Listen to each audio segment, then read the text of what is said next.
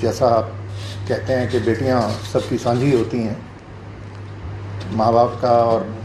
परिवार का जो दुख है वो हम सब समझते हैं और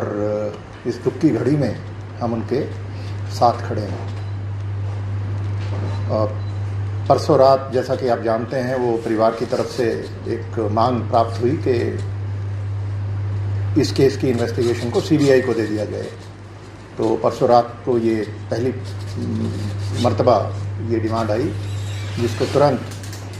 सीएम साहब ने उसको माना और ट्वीट भी किया।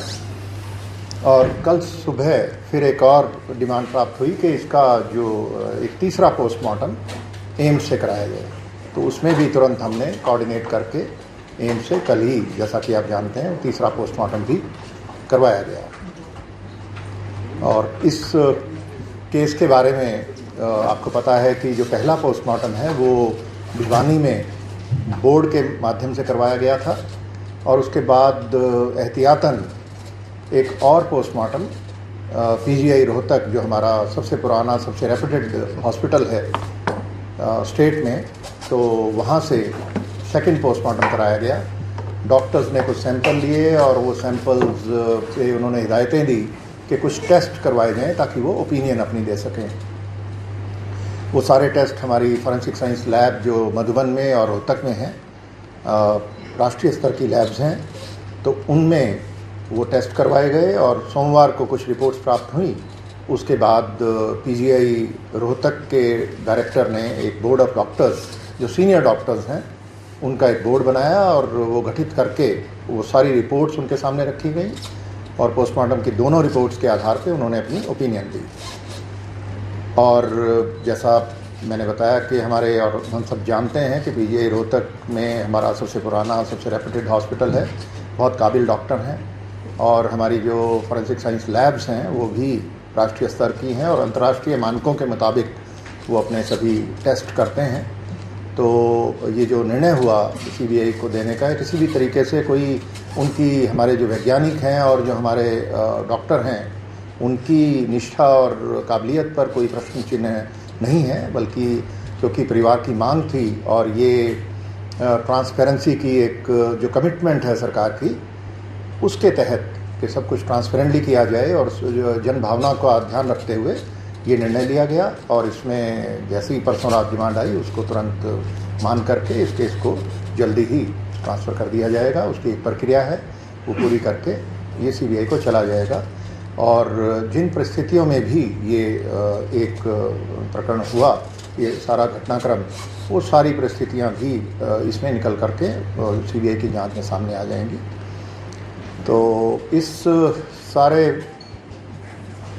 प्रकरण में बहुत सारे लोगों ने, काफ़ी जो इलाके के, भिवानी ज़िले के सामाजिक लोग और दूसरे लोगों ने बड़ा अच्छा इसमें एक रोल अदा किया। उन्होंने समझदारी से काम लेते हुए, जब एक स्टेज आई जब वो मॉब था जो लीडरलेस हो गया, कोई नेता नहीं था, तो उस वक्त काफ़ी लोगों ने अच्छा एक रोल प्ले किया, तो उन सबका धन्यवाद। लेकिन कुछ ऐसे लोग भी थे जिन्होंने, आपने देखा कि भ्रामक और एक तथ्यात्मक रूप से गलत प्रचार भी करके गैर जिम्मेदाराना एक माहौल बनाने का प्रयास किया, अराजकता का एक माहौल बनाने का प्रयास किया, कुछ सुर्खियां बटोरने के लिए कुछ शरारती तत्व, वो भी ऐसे लोग बीच में, ऐसे जब आंदोलन होते हैं आप जानते हैं कि वो आ जाते हैं, तो ऐसे लोगों के खिलाफ भी कुछ कार्रवाई की गई है। और मैंने कहा है अपने अधिकारियों को कि और ऐसे लोग जो भी हैं उनको चिन्हित करें और ये इस तरीके के लोग पूरी व्यवस्था पर एक प्रश्न चिन्ह लगाने का प्रयास करते हैं सुर्खियां बटोरने के लिए और एक अपने पॉपुलिज्म की वजह से, तो इनको चिन्हित करना ज़रूरी है और जो भी कानून के मुताबिक एक्शन ज़रूरी है इनके विरुद्ध लिया जाएगा, क्योंकि इस प्रकार के लोग पूरे लोकतंत्र पर एक तरह से प्रश्न चिन्ह लगाने का प्रयास करते हैं। तो ये कुछ चीज़ें थी और हम जो, जैसा आपको पता है कि कुछ पुलिसकर्मियों पर भी एक्शन हुआ, वो किसी इन्वेस्टिगेशन की किसी कमी की वजह से नहीं हुआ, वो एक परिवार की शुरू में ये बातें आई कि उनके साथ व्यवहार कुछ ठीक नहीं किया गया, तो उसके चलते विभागीय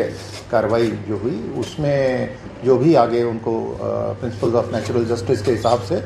जो हमारी प्रक्रिया है उसके हिसाब से मौका दिया जाएगा अपनी बात रखने का, और जांच आगे बढ़ेगी और जो जांच में दोषी पाया जाएगा उसके विरुद्ध कार्रवाई की जाएगी। सर ये मामला इतना लंबा देखिए साहब, जब ये सारा का सारा आपने देखा होगा कि जो इन्वेस्टिगेशन है पूरी की पूरी साइंटिफिक हुई अभी तक। ये सारी जो इन्वेस्टिगेशन की जो फाइंडिंग्स हैं वो दो चीज़ों पर आधारित हैं, पोस्टमार्टम की रिपोर्ट और फॉरेंसिक साइंस में जो टेस्ट हुए लैब्स में उनकी रिपोर्ट्स। तो जो टेस्ट होते हैं उनका एक प्रोटोकॉल है, उस प्रोटोकॉल में हम कंप्रोमाइज़ नहीं करते। जो हमारे वैज्ञानिक हैं इन लैब्स के अंदर वो इंटरनेशनल स्टैंडर्ड्स जो मानक हैं उनके मुताबिक अपने टेस्ट करते हैं, उनमें समय लगता है। और एक रिपोर्ट ऐसी है, आप देखिए वो अभी तक उसकी वो आ जाएगी एक रिपोर्ट, उसकी बहुत रेलिवेंस नहीं थी, पेरिफेरल थी, लेकिन उसका एक प्रोटोकॉल है। उन्होंने कहा जी 3 दिन लगेंगे। तो जैसा हम बीमार हो जाते हैं, हम लैब में टेस्ट कराते हैं तो कई बार ब्लड कल्चर और दूसरे टेस्ट होते हैं, आपको पता है, उनमें 36 घंटे 48 घंटे का समय वो बताते हैं आपको, इतना समय लगता है। तो जो फॉरेंसिक साइंस के टेस्ट हैं उसमें लैब्स के अंदर, उनमें जो समय लगा, और जब जैसे ही ये हमारी विसरा की रिपोर्ट मंडे को मिली, सोमवार जो गया उसको मिली, मंडे को ही हमने प्रयास किया कि इनको, उसी दिन बोर्ड बन गया और बोर्ड बनकर उन्होंने ओपिनियन दे दी, जिसके बारे में आपको अवगत भी कराया गया। आप इस मौजूदा केस की बात कर रहे हैं या वो? हाँ, ये उसके रिपोर्ट में आया हुआ है, इंसेक्टिसाइड है, मोनो करके, मोनो स्प्रे, या आप पढ़ के बता दें। ऑर्गेनोफॉस्फोरस अभी ये मुझे लगता है कि ये सारी डिटेल्स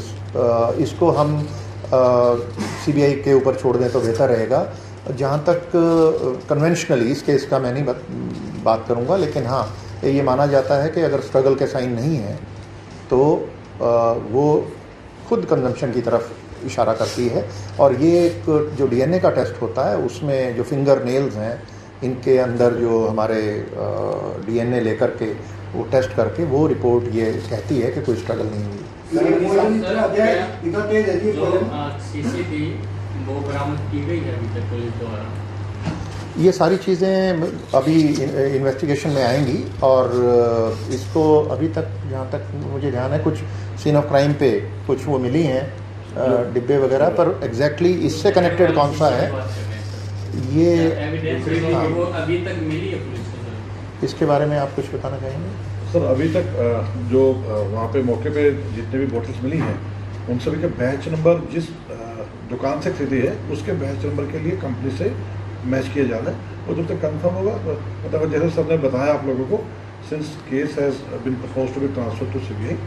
तो अब ये आगे की जांच वहाँ से होगी। एक पक्ष इसको मर्डर कहता है, एक पक्ष, दूसरा पक्ष जो सुसाइड मानता है, एक तीसरा पक्ष ऐसे वो कहता है कि ऑनर किलिंग की भी संभव, चाहे इस लिहाज से भी ऐसा कि वो अब निष्कर्ष पे पहुंचना, मैं आप यही रिक्वेस्ट करूंगा कि इस स्टेज पर कुछ भी कहना उचित नहीं है। इसको हम सीबीआई के ऊपर छोड़ें, और सीबीआई का हम तुरंत केस बना के भेज रहे हैं, और एक प्रक्रिया है वो जैसे ही पूरी हो जाएगी उसमें केंद्र सरकार को भी एक नोटिफिकेशन करनी होती है, 2 नोटिफिकेशन होती हैं, एक पहले राज्य सरकार करती है, उसके बाद केंद्र सरकार करती है, तो उसमें थोड़ा समय लग जाता है, लेकिन हाँ जी अंतिम ये केस जो बिगड़ा था यहाँ से बिगड़ा था कि कुछ पुलिस कर्मचारियों का जवाब थी। जब हरियाणा पुलिस का टॉप को बहुत सॉबर है, क्या वो नीचे वाले पुलिस कर्मियों को ये ट्रेनिंग नहीं दी जाती कि लोगों के साथ इस तरह का बिहेवियर करें? ये हालात इसमें ना हो। हाँ, इसमें क्योंकि वो जो बात आई, जब ये बात आई कि कोई व्यवहार ठीक नहीं था, तो उस पर तुरंत उसका संज्ञान लेकर के उनके विरुद्ध जो विभागीय कार्रवाई है वो आरंभ कर दी गई। और जहाँ तक इसमें जो 112 की बात आती है, 112 की हर कॉल रिकॉर्ड होती है, इसमें भी जो कॉल आई उनकी रिकॉर्डिंग मैंने सुनी। तो मैं कहूँगा एसपी साहब से रिक्वेस्ट करूँगा कि बाद में आप सबको शेयर करेंगे। और मैंने पाया कि जो 112 में जो इनिशियल रिस्पांस था वो बहुत अच्छा था। उसको ये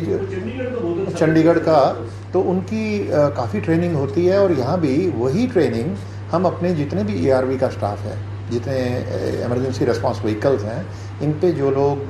पोस्ट किए जाते हैं उनको भी वही ट्रेनिंग दी जाती है। यहाँ एग्जैक्टली क्या हुआ इसकी कोई रिकॉर्डिंग नहीं है, पर हाँ अब क्योंकि ये आरोप था और पीड़ित परिवार की तरफ से था, तो उस पर हमने पूरी उसको ध्यान देते हुए, तवज्जो देते हुए उनके विरुद्ध विभागीय जांच की प्रक्रिया शुरू कर दी। उसमें जो भी उसका नतीजा निकलेगा उस हिसाब से कार्रवाई की जाएगी।